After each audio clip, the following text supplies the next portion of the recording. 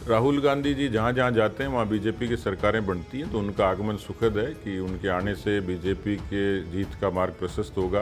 Party का चेहरा कौन होगा, मुख्यमंत्री कौन होगा, ये सब तय करने का काम पार्टी के संसदीय दल का है। बहुमत के साथ जीतेंगे, पार्टी जिसको तय करेगी उसको स्वीकार करेंगे और राजस्थान के लोक कल्याण का काम करेंगे। हमारे साथ हैं बीजेपी के प्रदेश अध्यक्ष पूनिया जी। हम उनसे जानना चाहेंगे कि कोटा में पार्टी का अभी क्या चल रहा है और पार्टी की गाइडलाइन को लेकर, पार्टी के भविष्य को लेकर क्या योजना है और क्या वो कार्यकर्ताओं को यहाँ दिशा निर्देश देके जाने वाले हैं। देखिए, भारतीय जनता पार्टी एक वैचारिक संगठन है और हमारी गतिविधियां निरंतरता लिए हुए रहती है। इसलिए हम लोग रचनात्मक काम, आंदोलन की रणनीति और चुनावी राजनीति में किस तरीके से हम लोग सफल हों, इस पर निरंतर चर्चा हमारी होती रहे। मैं कल बूंदी के प्रवास पे था, जहां एक बड़ी जन आक्रोश रैली बूंदी ज़िले में पहली बार खास तौर पर किसानों की कर्जा माफ़ी, बेरोजगारी और कानून व्यवस्था, इन 3 मुद्दों को लेकर पूरे प्रदेशव्यापी आंदोलन की योजना रचना हम लोगों ने की है और लगभग 20 से भी ज़्यादा ज़िलों में ये जन आक्रोश रैली हम लोग कर चुके हैं।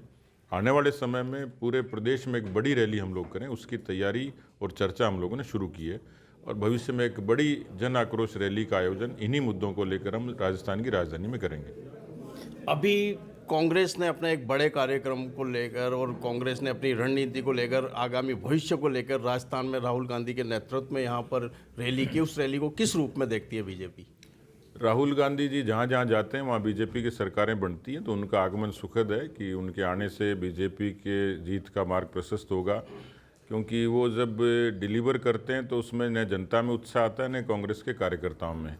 इस बार तो निराश इसलिए ज़्यादा किया कि न वो किसानों की कर्जा माफ़ी के वादे पर कायम रहे, न राजस्थान की जनता का ठीक से मनोरंजन कर पाए। इसलिए जनता चारों तरफ से उनसे नाराज़ निराश थी। कांग्रेस की रैली केवल सियासी पाखंड थी। नरेगा की, दिहाड़ी मजदूरों की, आंगनबाड़ी के कार्यकर्ताओं की एक ऐसी भीड़ थी जिसको लाखों बताया गया, लेकिन 25,000 कुर्सियां लगाई और उस पर भी केवल इसी किस्म के लोग थे। न तो कांग्रेस पार्टी के कार्यकर्ता थे, न आम जनता थी।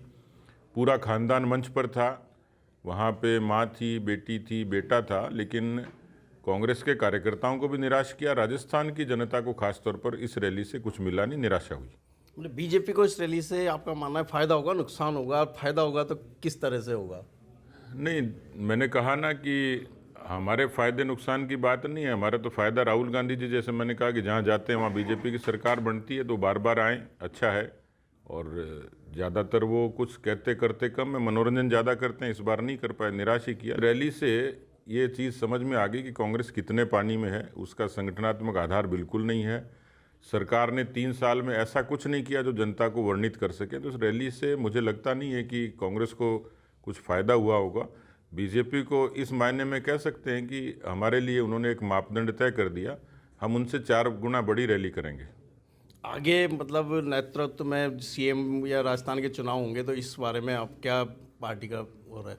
देखिए, मेरे से पहले भी, और मैं उस बात को दोहराता भी हूँ, मेरे से बहुत बड़े नेता जो पार्टी के हैं, उन्होंने ये स्पष्ट किया है अनेक अवसरों पर कि भारतीय जनता पार्टी 2023 में प्रचंड बहुमत के साथ सत्ता में वापसी करेगी। और ये वापसी केवल परसेप्शन के आधार पर नहीं, एंटी इनकम्बेंसी के आधार पर नहीं, पार्टी अपनी खूबियों के आधार पर सत्ता में आएगी। और पार्टी का चेहरा कौन होगा, मुख्यमंत्री कौन होगा, ये सब तय करने का काम पार्टी के संसदीय दल का है।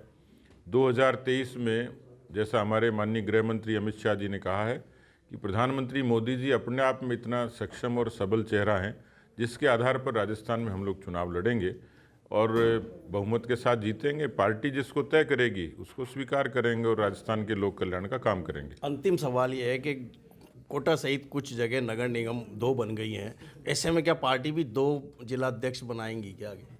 देखिए, अभी तो जयपुर इससे बड़ा निगम है, लेकिन अभी एक ही अध्यक्ष हैं और अभी कोई ऐसी योजना प्रस्तावित नहीं है। लेकिन संगठनात्मक विस्तार के लिए, विकेंद्रीकरण के लिए कुछ आवश्यकता रहती है तो ऐसे फैसले लेते हैं। लेकिन इस तरीके का फैसला अभी विचार में नहीं है।